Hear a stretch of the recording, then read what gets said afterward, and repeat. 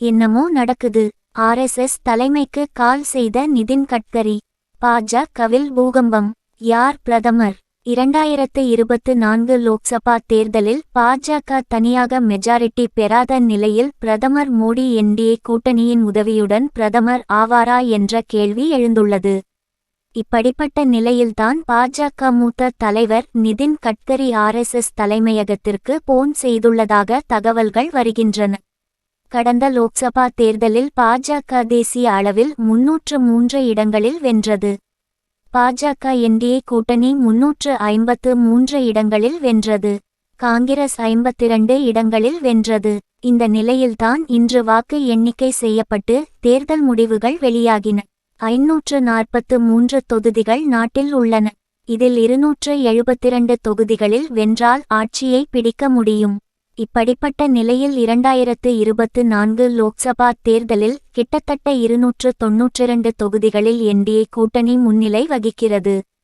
பாஜக தனியாக 240 இடங்களில் முன்னிலை வகிக்கிறது. காங்கிரஸ் கட்சி 97 இடங்களில் முன்னிலை வகிக்கிறது. இந்தியா கூட்டணி 229 இடங்களில் முன்னிலை வகிக்கிறது. பல இடங்களில் இன்னும் முழுமையான முடிவுகள் அறிவிக்கப்படவில்லை. 2024 லோக்சபா தேர்தலில் பாஜக தனியாக மெஜாரிட்டி பெறாத நிலையில் பிரதமர் மோடி என்டிஏ கூட்டணியின் உதவியுடன் பிரதமர் ஆவாரா என்ற கேள்வி எழுந்துள்ளது. அதற்கு பின்வரும் காரணங்கள் உள்ளன.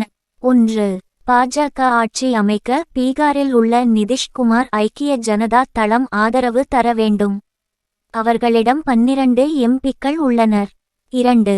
பாஜக ஆட்சி அமைக்க ஆந்திர பிரதேசத்தில் உள்ள சந்திரபாபு நாயுடுவின் தெலுங்கு தேசம் ஆதரவு தர வேண்டும். அவர்களிடம் 16 எம்பிக்கள் உள்ளனர். இவர்களின் ஆதரவு இன்றி பாஜக ஆட்சி அமைக்க முடியாது. 3. இவர்கள் மோடியை பிரதமராக ஏற்றுக்கொள்ள வேண்டும். சமயங்களில் இவர்கள் தங்களுக்கு பிரதமர் பதவியை கூட கேட்கலாம். முக்கியமாக நிதிஷ் பிரதமர் பதவிக்கு ஆசைப்படலாம். 4. இது முழுக்க மோடியை முன்னிறுத்திய மோடி கேரண்டி தேர்தல். அதில் பாஜக தோற்ற நிலையில் பாஜகவில் மோடியை பிரதமராக்க பாஜக விரும்புமா என்ற கேள்வி உள்ளது.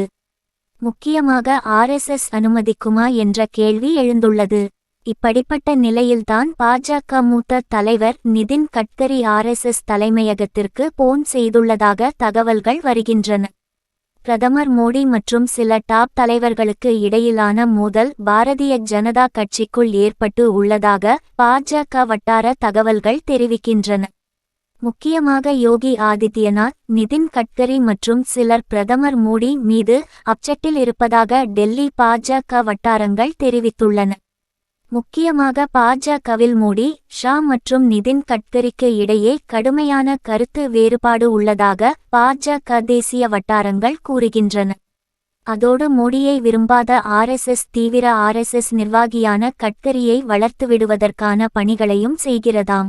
பாஜக பெரும்பான்மை பெறாமல் என்டிஏ ஆட்சி அமைய வேண்டிய சூழல் ஏற்பட்டு உள்ளதால் கட்கரியை பிரதமராக்கவும் ஆர்எஸ்எஸ் காய் நகர்த்தி வருகிறதாம்.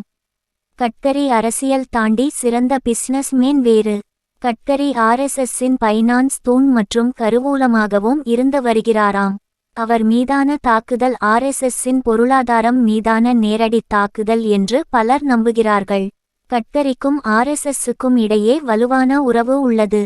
அவர் பிரதமர் ஆனால் தங்களுக்கு நல்லது என்று ஆர்எஸ்எஸ் நினைக்கலாம்.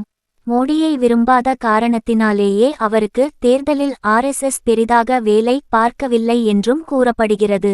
இதுவே உத்தர பிரதேசத்தில் பாஜக சறுக்கவும் முக்கிய காரணம். இப்படிப்பட்ட நிலையில்தான் பாஜக மூத்த தலைவர் நிதின் கட்கரி ஆர்எஸ்எஸ் தலைமையகத்திற்கு போன் செய்துள்ளதாக தகவல்கள் வருகின்றன. ஆர்எஸ்எஸ், நிதின் கட்கரி இணைத்து ஏதாவது திட்டங்களை வகுக்கலாம் என்று கூறப்படுகிறது. என்னதான் நடக்கும் பொறுத்திருந்து பார்ப்போம்.